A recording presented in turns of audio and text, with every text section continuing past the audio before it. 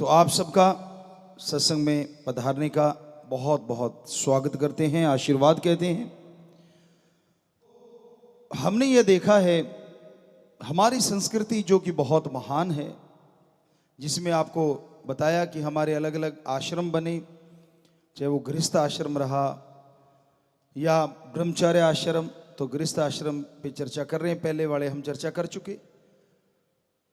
आज का हमारा यह देश हमारी संस्कृति से बहुत तो नहीं, कम भी नहीं, दूर होता जा रहा है। आज दोगली नीति हो गई है।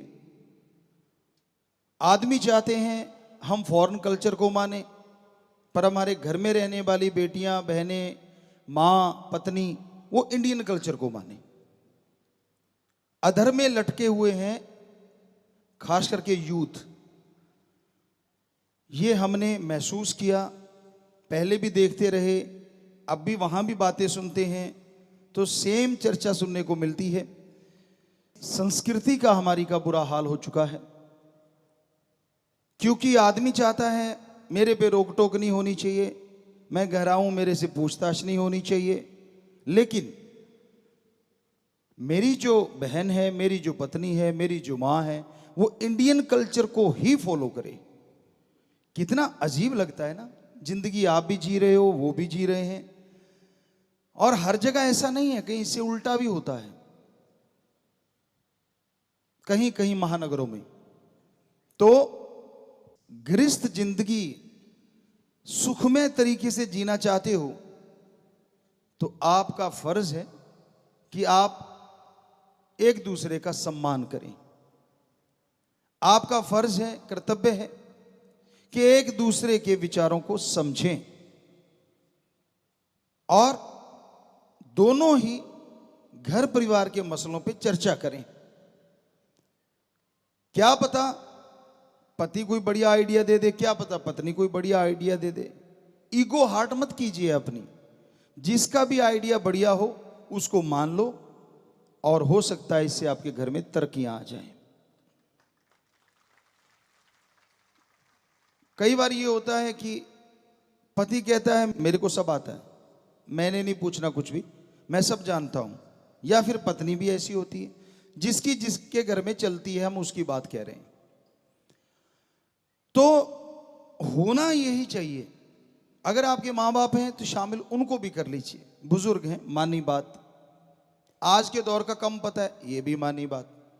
लेकिन उम्र एक ऐसी किताब है जो वो सिखा देती है, दुनिया की किसी किताब से आप नहीं सीख सकते। उनकी जिंदगी का जो तजुर्बा है, उनकी की जिंदगी के वो मरहले, वो पल जो उन्होंने गुजारे हैं, अभी तो आप उनके आसपास ही नहीं पहुंच पाए होंगे। जितना समय उन्होंने दुनिया में विचर के देखा, तो क्यों ना अपने घर में बैठे उन उस्तादों से, यानी आपके माँ बाप, अगर दादा दादी है तो आप और भी लक्की हैं, क्योंकि उनकी उम्र और ज्यादा होगी। तो उम्र जो सिखाती है वो कोई टीचर, मास्टर, लेक्चरर नहीं सिखा सकता। ये हमारा तजुर्बा है, अनुभव है। तो पिछली बार हमने रोका था कि 2 घंटे मोबाइल ना सुना करो। उसके बाद अब आके देखा तो इतने बच्चों के मैसेज आए हुए। एक बच्चे ने तो लाइव में ही बोला था कि गुरुजी मैं बाहर ढूंढा करता था, कोई अच्छा उस्ताद मिल जाए, कोई टीचर मिल जाए, कोई मास्टर मिल जाए, जिसकी मैं बात सुनूं और मेरी समस्या का हल हो जाए। लेकिन जैसे आपने कहा कि 2 घंटे मोबाइल ना सुना करो, 2 घंटे मोबाइल छोड़ दो, घर वालों से बात किया करो, तो कहता 2 दिन में मुझे पता चला कि जो मैं बाहर ढूंढ रहा था, मेरे मम्मी पापा, दादा दादी, वो उस्ताद निकले जो मेरी कल्पना से परे थे, और उन्होंने मेरा वो मार्गदर्शन किया जो मैं सोच भी नहीं सकता था। इससे हमारे वो जो परिवार थे ना, जो पहले इकट्ठे रहा करते थे, वो भी फिर से इकट्ठे हो जाएंगे। आज एकला चलो, कारण भी है उसके, कुछ नौकरी पेशा पे लग गए। अब पति लग गया तो पत्नी वहां जाएगी, पत्नी लग गई तो पति चला जाता है। सो परिवार बहुत ही बिखर गए हैं। दूसरा, स्वार्थ ने प्यार की जगह ले ली है। अगर मम्मी पापा की अच्छी पेंशन आती है, अच्छी आमदन देने वाले हैं, तो प्यारे से लगते हैं। आपकी आमदन में अगर वो हिस्सा खा रहे हैं तो न्यारे से लगते हैं। फिर लगता है कि इनको थोड़ा अलग कर दें तो अच्छा है।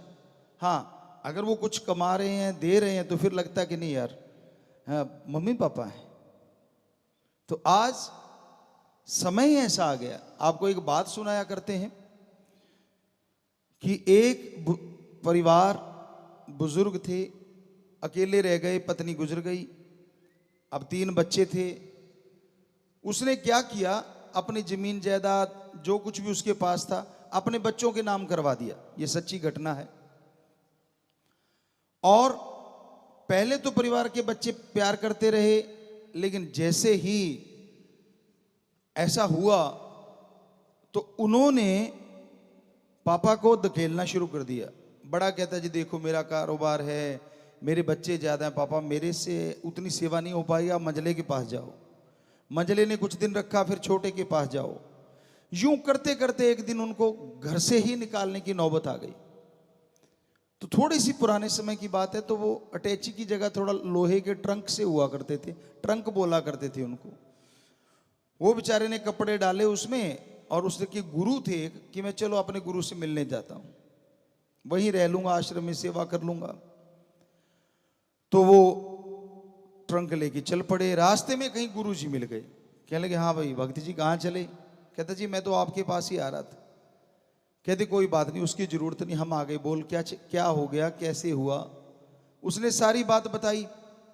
कहते भाई हम तो आपको कहा करते हैं कि जमीन जायदाद अपने नाम रखो जब तक जिंदा हो, इसी को सलाम है, लेकिन चलो आप नहीं मानी तो हम आपको एक तरीका बता देते हैं। उन्होंने तरीका बता दिया, उसको कुछ दे दिया कि अब तू वापस जा और वापस जाके ऐसे ऐसे करना। एक दिन गुजर चुका था, दूसरे दिन वो वहां पहुंच गया अपने घर के वापस। तो परिवार वाले लगभग सुबह सुबह का समय था, सारे घरों में ही थे। तो उसने पास पास घर थे, सेंटर से में खड़े होके वो ट्रंक बजा दिया जोर जोर से। तो बच्चे बाहर आए, भाग के देखते हैं क्या है, आवाजें आ रही हैं। देखा तो दादा खड़ा है। उन्होंने जाके अपने पापा मम्मी को बताया कि पता नहीं दादाजी खड़े हैं, ट्रंक बजा रहे हैं, पर उसमें आवाजें आ रही हैं। तो सारे बाहर आए, कहते हाँ पापा क्या है? कहने लगा भाई कुछ नहीं है, मैं तो आपको वैसे सूचित करने आया था, मैं तो जा रहा हूं, ऐसे ऐसे मुझे रास्ते में कोई मिला और वो निकल गए। जब मैंने देखा तो वहां सोने के टुकड़े पड़े हुए थे, गिन्नियां वगैरह या जो भी पड़ा हुआ था, तो मैं उठा लाया। काफी सारे हैं, ये ट्रंक में मैंने रख रखे हैं, ये देखो। उसने बजाए तो वो टन टन टन टन नेचुरली बजे। अब देखिए कैसे रंग बदलते हैं बेटे जिन्होंने घर से निकाला था। बड़ा कहता पापा कमाल करते हो, पहला बेटा मैं, मेरे घर में आओ। पहले झगड़ा ये था हमने नहीं रखना, अब झगड़ा ये पड़ गया मैंने रखना, मैंने रखना, मैंने रखना। तो वो कहता लड़ो मत यार, वही हूं जिसको निकाला था। कहते पापा वो गलती होगी, सॉरी सॉरी, वो हमारे से गलत हो गया, लेकिन अब आप हमारे घरों में आ जाइए। कहते यार बारी बांध लो जैसे पहले बांधी थी। कहते नहीं नहीं बारी को क्या है, मैं बड़ा हूं, मेरे पास ही रहो। कहता नहीं नहीं तेरी गृहस्थी बहुत बड़ी है ना, तूने कहा था। कहता जी वो बोला तो है कि गलती हो गई। तो महीना महीने की ज्यों त्यों करके उन्होंने टर्न रख ली। महीना वो रखे, महीना वो रखे, महीना वो रखे। अब महीने में बुजुर्ग की सेवा ऐसी हो जैसे कोई बटेऊ की होती है। घर में दामाद आ जाता है ना, ताजा ताजा, बाद में बासा सा हो जाता है, ताजा ताजा दामाद आता है तो बड़ी सेवा होती है। सारे आके पूछते हैं, बैठते को नया नया सा लगता है। तो उस तरह से बुजुर्ग की सेवा होनी शुरू हो गई। तो बुजुर्ग का तो रंग लाल होने लग गया, बड़ा खुश। लेकिन गुरु ने कहा था ये ट्रंक ताला लगा के सिराने रखना, इसकी चाबी। कहता जी फिक्र ना करो, नाड़े से बांध रखी है। कहते नहाने जाए तो भी कहता जी फिक्र ना करो, साथ ही लेके जाऊंगा। अब वो ट्रंक को सिराना लगा रखा और वो सो जाया करे। वो आया करें देखने कमरे में भी, ट्रंक कहाँ है? ट्रंक तो वो बापू के कहते सिर के नीचे है। कहते यार बड़ा खड़ूस है। नहाने गया, पानी पूनी डाल दिया, वो नहाने चला गया, देखा ट्रंक, देखते हैं, देखा ट्रंक है नहीं, कहते बापू तो साथ ही ले जाता है। कहते बड़ा खड़ूस है। महीना हो गया जी, 2 महीने 6 महीने, तो ट्रंक उसने हाथ नहीं लगाने दिया किसी को। समय अब वो भी आ गया जो सब पे आना है और आता है। इस दुनिया से विदा लेने की, रुखसत लेने का समय आ गया, तो बुजुर्ग ने सब परिवार को बुला लिया कि भाई आ जाओ, मैं तो जा रहा हूं। क्योंकि जो राम नाम को मानने वाले हैं, हमारे पवित्र वेदों में भी लिखा है और हमने तजुर्बे में भी बहुत देखा है कि उनको पहले आभास हो ही जाता है, किसी को 7 दिन, किसी को महीना, किसी को 2 महीने, की मैंने इस दुनिया से जाना है। यहां भी हमने लाखों अपने बच्चों को देखा ऐसे। तो उसने बुलाया और सबको बिठा लिया कि भाई मैं जाऊंगा कल को, हो सकता है शाम की गाड़ी हो जाए, इस दुनिया से जाना है। तो मेरे पास जो सामान है, मैंने सोचा, कहते हाँ हाँ, कहते पापा उसका हमें कोई लालच नहीं, पर सेवा किसने ज्यादा की ये बताओ। कहता बेटा किसकी कम बताऊं, आप देख नहीं रहे मेरा चेहरा लाल है और कितना वजन बढ़ गया है। सेवा तो आप तीनों ने बढ़ चढ़ के की। अब बहुएं आ गई, बापूजी मैंने ज्यादा की, दूसरी कही मैंने ज्यादा की, जो गाड़ियां दिया करती थी। वो सबको देखा, हंस दिया और नाड़े से चाबी निकल गई थी। अच्छा यहां रखता था, तभी तो चाबी नहीं मिली। वो चाबी खोली, क्यों पुराने बुजुर्ग जानते हैं, जो बहुत ही पुराने होंगे, वो नाड़े से ही बांध के रखते थे, उससे बढ़िया कोई तरीका भी नहीं था। पॉकेट भी गजब की थी। तो वो चाबी खोली, सारों की सांस धक धक धक धक, भी होगा क्या। कहता घबराओ मत, मैं नाइंसाफी नहीं करूंगा सबके साथ। ताला खोला, सबकी निगाह ताले में, बापू में किसकी निगाह। ताला कड़क करके खुला, ध्यान उधर, कब खोलेंगे कुंडा। कहते हाँ भाई ठीक हो ना, कहते जी हाँ जी हाँ जी हाँ जी हाँ जी, कि भी जल्दी खोल मतलब। तो उन्होंने वो खोला। अब दूर खड़े बैठे थे थोड़े, बहुत उचक उचक के देखे भी अंदर क्या है, देखिए क्या ऊपर कपड़ा है। कहने लगा बेटा सेवा आपने मेरी नहीं की। कहते क्यों पापा, इतनी सेवा आपकी की है। कहते ना ना, सेवा आपने फिर से ट्रंक बंद करके खड़का के इसकी की है। कहते चुप हो गए, अब बात तो सच्ची है। उसने कपड़ा उठाया, अंदर पत्थर भरे हुए थे। कहता लो बेटा, कितने कितने कितने लेने, और उठा के अपने अपने सिरों पे मार लो। सारे सारे हक्के बक्के रह गए, एक दूसरे को देखे भी, यार ये तो अपना भी उस्ताद निकला। पत्थर रख के ट्रंक में, मतलब कितने सालों से सेवा करवाया जा रहा है।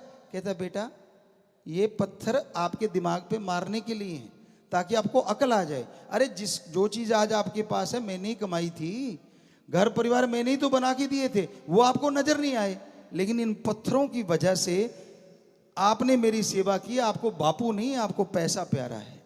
तो यकीन मानो ये हकीकत है। आप गृहस्थ जिंदगी में रह रहे हैं, इतने भी आशिक मत हो जाओ बच्चों पे कि भाई सारा कुछ ही जीते जी लुटा बैठो और खाली हाथ होते ही बेटा वृद्ध आश्रम तैयार है। आजकल थोड़ी सी जगह भी बन गई, पहले होती नहीं थी। तो गृहस्थ जिंदगी में तालमेल बिठाना जरूरी है। बुजुर्गों को चाहिए, जब आपकी उम्र गृहस्थ जिंदगी से आगे वाली संन्यास आश्रम वाली हो जाती है, तो आप संन्यास क्यों नहीं लेते। बच्चे कमाने लग गए, खेती बाड़ी संभालने लग गए, सारा कुछ उन्होंने कारोबार संभाल लिया, फिर भी टांग अड़ाओगे। नहीं नहीं ऐसे नहीं, ऐसे कर। आप आराम से कहो बेटा तू संभाल, मेरे को जिंदगी का तजर्बा है, तेरे को अगर चाहिए तो मेरे से कोई राय ले लेना, नहीं तो बेटा तू जाने तेरा काम जाने, और आप राम नाम गाइए। ये कहते हैं पवित्र वेद की। उस टाइम ये होता है कि आप राम नाम गाएं। और फिर लास्ट में वानप्रस्थ होता था, वन में जाइए और वहां जाके पूरा टाइम जो मिलता है वो भगवान को ही समर्पित कर दीजिए या समाज सेवा को समर्पित कर दीजिए। लेकिन आज तो गृहस्थ जिंदगी ही चल रही है शुरू से, क्योंकि ब्रह्मचर्य भी नहीं रहा और वानप्रस्थ या संन्यास का तो कोई मतलब ही नहीं है। सीधा गृहस्थ जिंदगी शुरू हो जाती है और बस दे दनादन, पीछा ही नहीं छोड़ते। तो इसलिए घरों में झगड़े होते हैं, इसलिए घरों में परेशानियां आती हैं, मुश्किलें आती हैं। तो आप गृहस्थ जिंदगी में रहते हुए तालमेल बिठा के रखें। बच्चे बिगड़ रहे हैं, उसका कारण कहीं ना कहीं आप भी होते हैं। कल भी हमने बोला था, जो आप बच्चों को समय नहीं देते। आपका समय बिजनेस के लिए, आपका समय यार दोस्त मित्रों के लिए होता है, आपका समय गपशप मारने के लिए होता है, एंजॉय के लिए होता है। तो थोड़ा सा समय बच्चों के लिए क्यों नहीं? उनको अच्छे संस्कार दो। आपका समय उनको ये कहने के लिए होता है कि भाई अच्छे नंबर ना आए तो मेरी नाक ना कटवा देना, पर क्या कभी आपके पास ये समय होता है कि उनको फॉलो करो? टीचरों से पूछते रहो 5वें 7वें दूसरे दिन कि भाई मेरा बेटा कैसा चल रहा है, स्कूल में आता है कि नहीं आता, कॉलेज में आता है कि नहीं आता, क्या वो स्टडी सही कर रहा है, कहीं संग सोबत बुरा तो नहीं उसका? क्या ये तकलीफ उठाते हैं आप? अगर ये उठाते हैं फिर नंबर वो अच्छे ना लाए तो उसकी गलती है, और अगर आप ये फॉलो नहीं करते तो वो नंबर कम ला रहा है तो इसमें गलती आपकी भी तो बहुत बड़ी है ना, क्योंकि उसकी तो कच्ची उम्र है, तजुर्बा आपको है उम्र का, लेकिन आपने उसको संभालने की जहमत नहीं उठाई, तकलीफ ही नहीं उठाई। तो गृहस्थ जिंदगी एक तरह का समझौता भी है। पति पत्नी एक दूसरे का सत्कार करें। अब पति अगर ये चाहता है कि मेरे माँ बाप का सत्कार हो, तो आप अपनी पत्नी के माँ बाप का भी सत्कार करो ना। आप उनसे अगर ये उम्मीद रखते हैं कि वो आपके माँ बाप को अपने माँ बाप की तरह अपना ले, तो आप भी उनके माँ बाप को अपने माँ बाप की तरह अपनाओ ना। और वो घर छोड़ के आई है, परिवार छोड़ के आई है, आप तो उसी घर में हैं जिसमें संस्कार लिए हैं, तो आपका फर्ज बनता है ना उसका साथ देना। लेकिन आप तो कहते नहीं, बच्चा वो पैदा करे, 9 महीने पेट में रखे, नाम आपका चलेगा सरनेम, वो मेरा होना चाहिए। कई पुराने टाइम में तो गोद भी नहीं उठाते थे, कहते इसमें कहेंगे यार ये तो पत्नी का गुलाम है। 9 महीने उसने पेट में रखा। आपको लगता है छोटी बात है? 2 ईंट बांध के 3 दिन पेट पे 2 ईंट बांध लो और 3 दिन सो के देख लो, पता चल जाएगा तकलीफ क्या होती है। बेचारी ने कितनी तकलीफ सही होगी, कितना दर्द सहा उसने। और जब बच्चा पैदा होता है तो मर के जीना, ये पवित्र वेद भी कहते हैं, और हमारा अनुभव भी हमने देखा है, बिल्कुल मर के जीने जैसा वो समय होता है। तो उसने सारी तकलीफें झेली, आपके वंश को पैदा किया, लेकिन आप क्या तगमा देते हैं कि तू ही उठा, तू ही पाल पोस। आप उसमें दखल ज्यादा देने को तैयार नहीं होते, क्योंकि यार कहेंगे यार ये तो पत्नी का गुलाम है।